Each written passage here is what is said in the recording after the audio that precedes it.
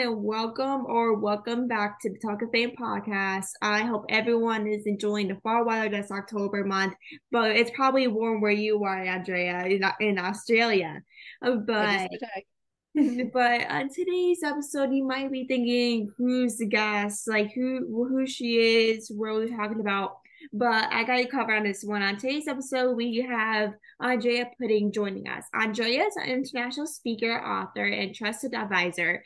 Through her keynote speeches, books, programs, and podcasts, she guides businesses to come at authentic influence by collaborating to grow prosperity that changes the world. While the cause is serving humanity and the environment, the effect is kind of developing leaders and visionary teams to strengthen businesses, grow community within the workplace, and inspire consumers who want to support businesses they care.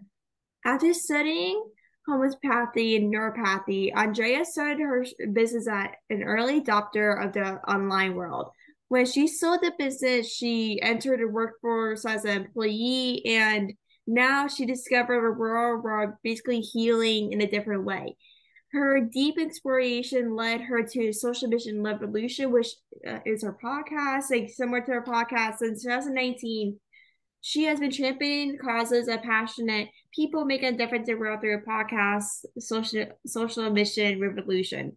The podcast highlights inspirational people and businesses who have authentic influence on the world through social mission. Drea's work is absolutely amazing, and I think everyone that's listening to this episode is going to take in so many things from Andrea. I know, Andrea, you might be thinking like that's super long intro, and I agree with that one. But thank you so much for coming on Talk of Fame. How are you today? I'm good, thanks. I'm like I said, it's warm in here in Australia, so I'm feeling bright and sunny with the weather. Oh yeah, like I'd rather take Australia weather than the kind of fall cold weather here in Pennsylvania. So I'd rather take that. But first of all, like how like you had 3 to 4 books that you published, like you three of them were self-published. Like how did you kind of manage to self-publish 3 out of 4 books? Well, that was a good question that I had because I actually did them all at this pretty much at the same time. I suddenly found myself with 3 books to publish, and that was just after around COVID time when we were locked in. We were the most locked in city in the world, so it was everyone was at home. What are we going to do with our life? Yeah. So anyway, I wrote 3 books. I thought, well, I can't afford to publish 3 books at a time. That's just insane. Mhm. So I invested in getting experts to teach me how to publish. So then I went through the process of learning every step along the way of how to publish books, just thinking I was going to publish my own books. And then people started asking me to help them publish their books. So that's kind of become a little bit of a diva for me in life, but that's something that gives me the opportunity to help other people to make the difference that they want to make in the world. That's awesome. Like, how long was the process to kind of publish the books all by yourself? Like, was it a couple of days, weeks thing, or did it kind of take like a day to kind of publish and get everything together to publish? Well, it takes when I publish a book, I usually do it within about 6 weeks. The reason you can just go, okay, let's just publish this book and make it happen really quickly. But to do it right, by the time you get the cover designed and get the book and format the book into the correct way to make it really look and feel like you, that takes quite a bit of work. And then it's formatting for ebooks as well, and then finding the right categories to enter the books into so you can become a bestseller. So there's a whole lot of work involved in that. So yes, you can quickly get a book published, but to get it published so that it really is primed to make that difference, you've got to put in a bit more work. Definitely. Like if it's, I feel like when you're a self-publisher, like it kind of takes like more out of you than if you had an actual publisher. Absolutely. There is more involved. Well, actually, when I say that, I'm going to go back a bit there, because one of my authors, she had the offer to go with a publisher, and she looked at it and was kind of humming and hawing which way she would go. And in the end, she decided not to go with a publishing company because they wanted her to change a lot of her book. There was a lot of work that they wanted her to do in rewriting and restructuring what she had done. But then once you do publish with a publisher, you lose a bit of the copyright of your own material, which a lot of people don't like that idea. And while it's published by a big publisher and it gives them an opportunity to go into some places where a self-publisher can't go, you still have to put in that work. You still have to put in the work of marketing your own book. And that's an expectation. You sign an agreement that you're going to be doing that with big publisher. So whether it's more work or not, I don't know. But a lot of the stuff with formatting and getting it into the right places and getting it becoming a bestseller, there's a lot of information there. There's a lot of detail you need to go through and learn if you're going to do it yourself. And so that's why kind of there are people like me who support authors in doing that, so that they can focus more on getting themselves known as an author rather than getting bogged down in, well, how do I do this? How do I do that? Which is something that they may never use again. They just want to get their book out and focus on, this is who I am. So I encourage them to get out and tell the world who they are while I arrange all the other stuff for them. That is seriously one of the most important things, is that even if you're a self-published author or someone is publishing a book for you, the most important thing is the book is kind of showing, their personality, but also promoting it with the media. I know with most contracts, like you said, have to promote it with the media to make it a bestseller, like you said, and to kind of get people reading a book, whether it's like a local news station or a big news station. Like either way, or even posting on social media, because with social media, it's a huge factor in promoting.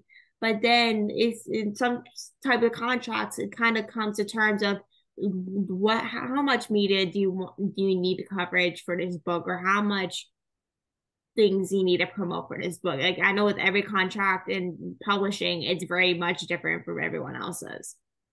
Yeah, I'm sure they are. I haven't looked at many of the contracts, but I understand that what each one of them would require from you is completely different. And so either way, whichever way you go, you're going to have to put in some hard work to get the book known. And so you want the best kind of setup as you can possibly have to get it from one place to the other, to have that support to help you to work through it and to get it set up. Like getting it as a bestseller is the number one. If you get it Amazon bestseller, then that starts to open doors for you. That's kind of, it's a little key in being able to go to, so that when you do go to the media, when you do your social media, you can say, I'm a bestseller, and that just kind of, that must be good. This goes crazy with people. You're like, you're a bestseller. I might as well buy your books then if you're an actual bestseller. It just like throws like kind of people like, oh, I should actually buy their books if they're a bestseller to their name. Like it kind of brings a lot of attention. Yeah, it just adds that credibility, gives you authority as the expert in your field. And so that when you do go for things like speaking gigs, you can just go, I'm a bestseller. And they go, oh, well, that puts you ahead of that person.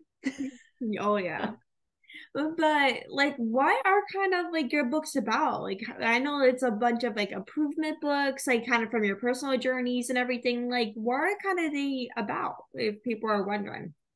My books, two of my books are the ones that I really promote and want to share with the world. It's Compassionate Prosperity When Success Is Not Enough, and Compassionate Purpose discovering a life of fulfillment. So one of them is directed towards business and the other is directed towards individuals, but they have the same theme, which comes from, well, my life experience, my podcast, and talks all about social mission. So for business, it's getting businesses involved in social mission, how they can make that difference beyond just profit and what benefits it has for them, and a process that they can go through to help them define where they belong with social mission and how they can make the most out of that. So then compassionate purpose is targeted more towards an individual. So what is it that makes your heart sing, and how that's going to make a difference to your life? Because when we're involved in, when I say social mission, I could be talking about altruism on any level, whether it's starting your own social mission, your charity, your foundation, or whether it's volunteering. So we can look at that and go, well, what difference does that make in our lives? It makes us happier, healthier, greater social connections, and we live longer, because these are discovered through research. This is what they're finding. And altruism is actually activates all the same brain responses as sex. So it's really good for us physiologically as well as mentally. It helps us with depression. It helps all sorts of things. Feel good, be healthier. So I kind of look at it, I address it on that way, but there's that underlying desire in each and every one of us to make a difference and feel like we have lived a life that's been worthwhile. So that's what I focus on this book on. I give examples from my podcast, and I even guide them through how they can find that perfect volunteer gig in their life. And one of the things that I love that I've focused on in this book is the fact that no matter who you are, no matter what circumstances you are in, you can make a difference. So it can be quite simple. So I give a lot of really simple examples of ways people can reach out and feel like they're making a difference. And I think if you read the book, you would for some people they would go, oh, I already do that. So it's kind of affirming for them that what they are doing may be all that they need to do at this point. It might be the only thing that they can manage. And that's great. Let's celebrate that. Let's celebrate the way that we can and do make a difference in the world. Oh my gosh, I seriously love what you just said, because I know what you said with your book. Like, some people might see things that they might read in your book and think like, oh my gosh, I do that like every single day. And like, people sometimes often realize they're making a difference in the specific thing until they see something or hear something, or like your book, that they're like, oh, I'm already doing this every single day. Like, this is something I do. But no matter like under what circumstances you're in, whether it's like family, personally, mental health wise, or whatever situation you're in, every situation is different from what they are. And even if it's personally, you are basically helping others in their personal journey and making a difference not only in your life, because you're your biggest critic. Like, the only person that can judge you is yourself. So Mm-hmm. really, it's just yourself that can really inspire yourself, because you're the one that's making a difference is yourself. So you're the one that controls everything. So whoever you are inspiring, whether it's like your neighbors, a podcast, or going outside and be like, hi, how you doing? Like, nice to meet you. Like, to people that you don't know, it can be so small, but it can be so impactful. That's right. So one of the examples that I used when I got to the end of the book, and I had a conversation with my mother, and so she's 86 and she makes an effort to be kind to people and to sit and listen to them and have a conversation with them. And I go, well, that's what it's all about. Seeing that that's what she can do at this point of her life. So that's what she's doing. And that gives her purpose in her life. She's in an aged care home, and she will look around and see that somebody needs needs someone to talk to today, they're feeling a bit lonely, and she will go and talk to them. Oh, that's so sweet. I love that. Um, Yeah. like how does like your books kind of help us in our day-to-day lives? I feel that they give us just just that thing of, I can make a difference. And I think in our everyday life, we need to be aware that we are doing that, Mm-hmm. because without it, we kind of slip into the everyday, and life can get depressing. I was giving a talk on Sunday, and afterwards a lady came up to me and told me the story of her story of, she said, volunteering saved me. I couldn't look after myself. I couldn't do anything for myself. She was really on a downward spiral. But when she started helping other people, that made a difference to her. That turned her life around. So I think it's kind of this balancing act in our life that I know we've always got to look after ourselves. And so that's why I kind of look at this in this way and give people up. When we do look after other people, it helps us to look after ourselves, and we've got to find that balance. But recognizing that we are someone of value, we do give we do give other people value in our life.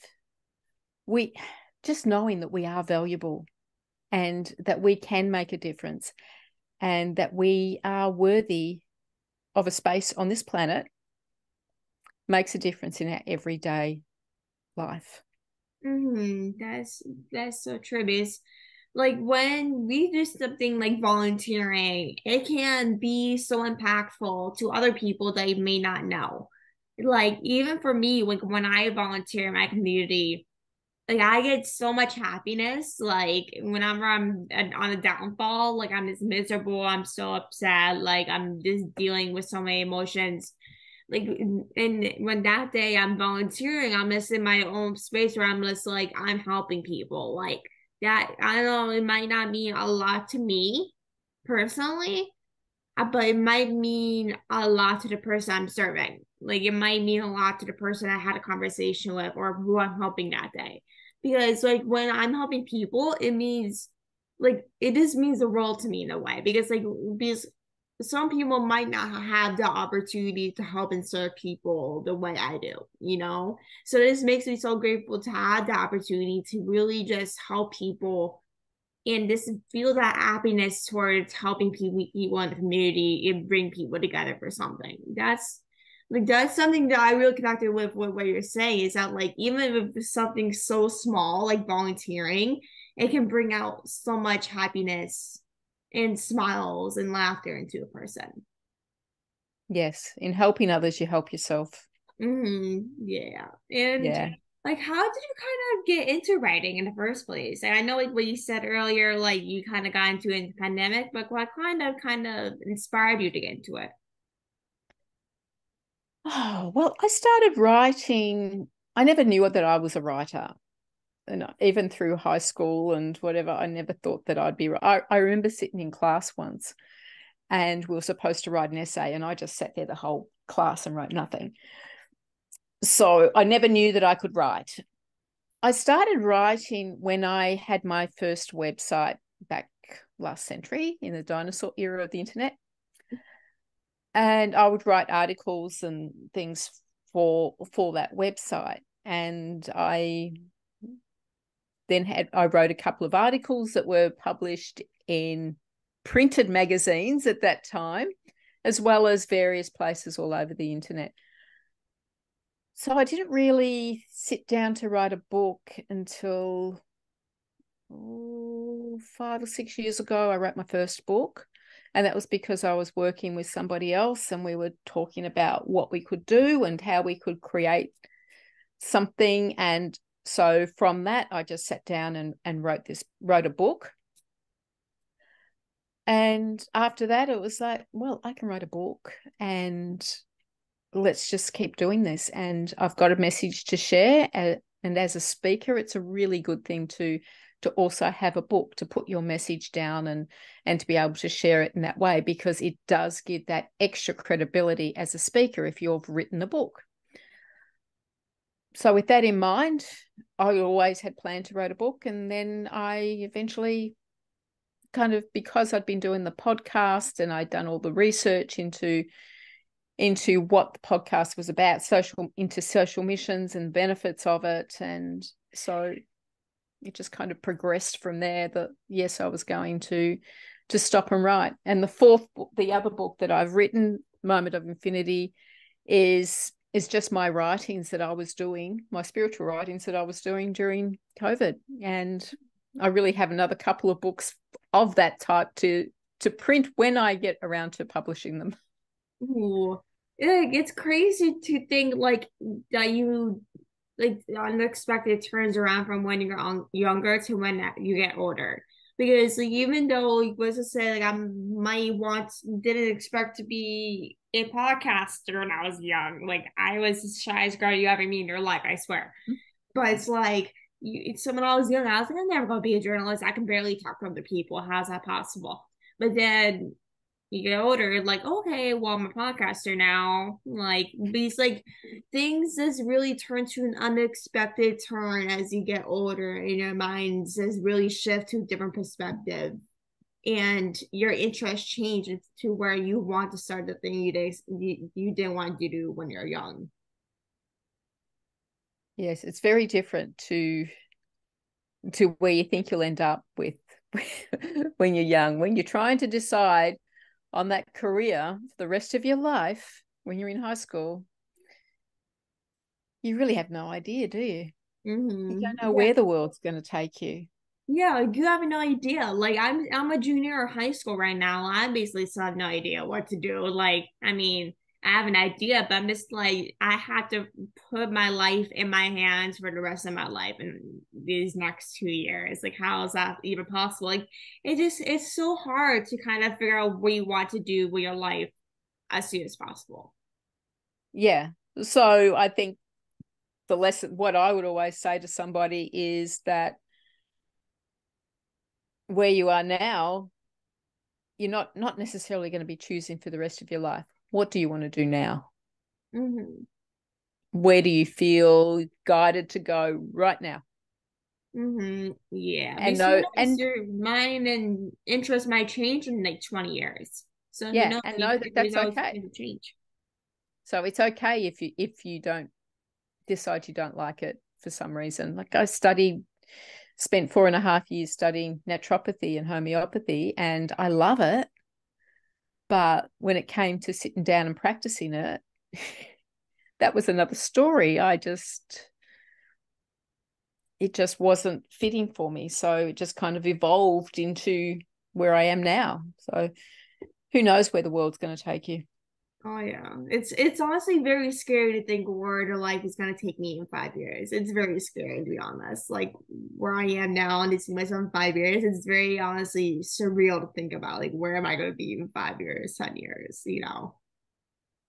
Yeah. And I think these days you're not expected to have a 50-year career doing one thing. It's Mm-hmm.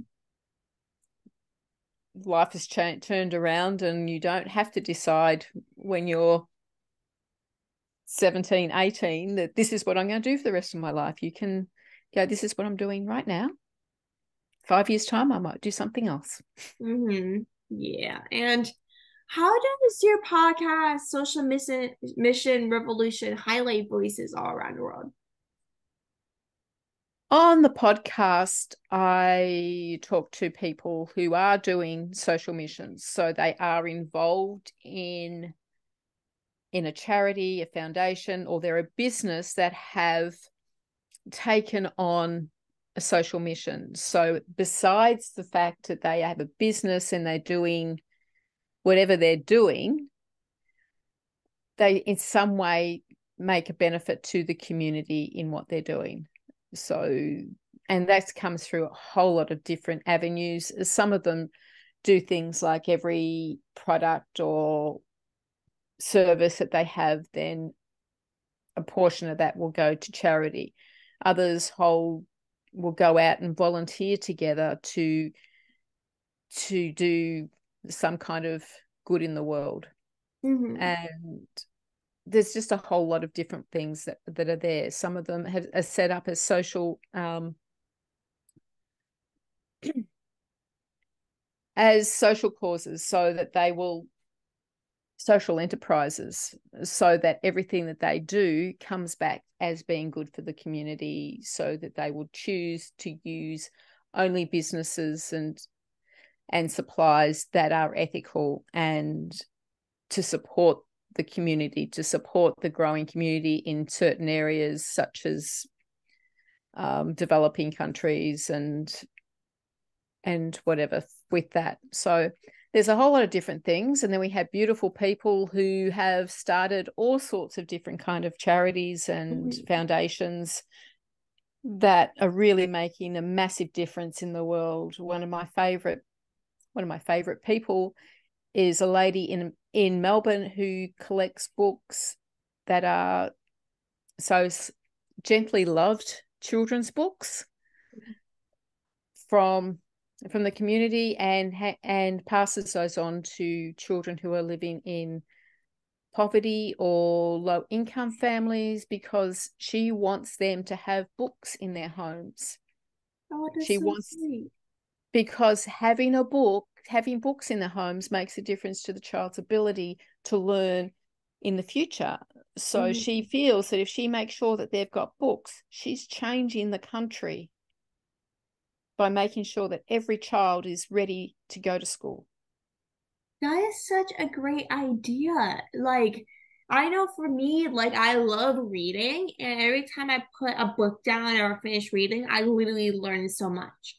Even if Yeah. it's like a memoir or nonfiction or just a regular learning book about nutrition or something, like, you just learn every time you read. And this, like, reading is just so important to learn outside of school or outside of college, or just willing to learn. Like, you can learn so much through your time with reading, no matter if it's like a different genre, like nonfiction, memoir, biography, whatever it is, you learn so much. Yeah. So she just sees that if kids go to school without being able to read, without having books in their life, they don't necessarily know to read when they go, but they've had that love of books, then they're just ready to start learning school. And there's a real correlation between kids who don't have books as in preschools and those who end up in jail. I mean, Mhm. that's a horrible connection, Yeah. but that's one that she discovered, and she goes, I've got to do something about this. I'm going to change the country. Ooh, that's terrific. I'm so like it's so happy like she realized that because not a lot of people realize how much people can really develop through really reading books. Because even if Yeah. you're young, you can see things through your lens of your eyes that when reading a book that can really change what you want to do and how you want to act. Yeah. And it opens their imagination and their knowledge of the world. It's just an incredible thing. And like what are kind of like the benefits of embracing social mission in business and life? In business, it makes a big difference to the way people feel when they go to work. So uh, if people are going to work and they're just going through the routine of going to work, they're not going to be so engaged. But if they go to work and what they are doing is making a difference in some other way, then it lifts them. So they're going to work and whenever they put in the time, then it gives the business the ability to help someone in the community, then they feel better about who they are and what's going on, and they're more engaged in what they do because they want that to happen. So it helps with productivity in a business. People are more innovative because they want to work at it, they want to make things happen, and that creates more profitability. The community want to support businesses that are making a difference, that are Mhm. supporting the community. We do that. We will spend a little bit extra to support a company that is has a social mission than one that doesn't. So that's a major factor for businesses to consider. But also so just in that general way of how people feel about themselves, how they work, how they feel when they go home at night makes a big difference. They go home and they say to their families, our business is doing this. Children learn that work isn't about money, it's about making a difference, which I think is more valuable than anything else in the world that I can possibly think of. So there's so many benefits in that, as well as the benefits for the individual, as we talked about earlier, of just happier, healthier in life.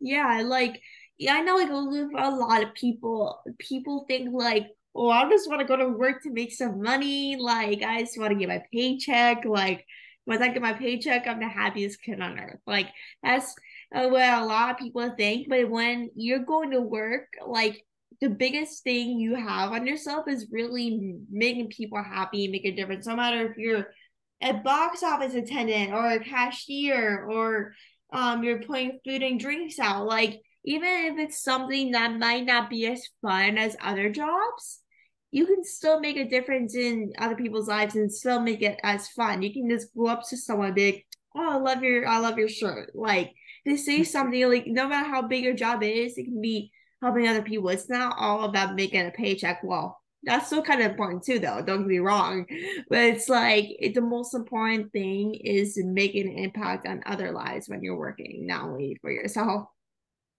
Yeah, it's a really important part of life that without it, we just don't feel as good. And I Mm-hmm. want people to feel good. Yeah, you're exactly right. But that is seriously the perfect way to end off this episode. I hope everyone enjoyed listening to this episode. I learned so much from Drea, and I hope everyone did as well. I hope everyone enjoys the rest of their day, whatever you are. And thank you, Andrea, for coming on and taking the time to chat with us today. And I appreciate you dedicating your time and everything to come on the podcast and chatting. It means so much, and I hope you have a great rest of your day enjoying the warm weather in Australia. I'm super jealous. Thank you. It's been a real pleasure talking to you, Carly.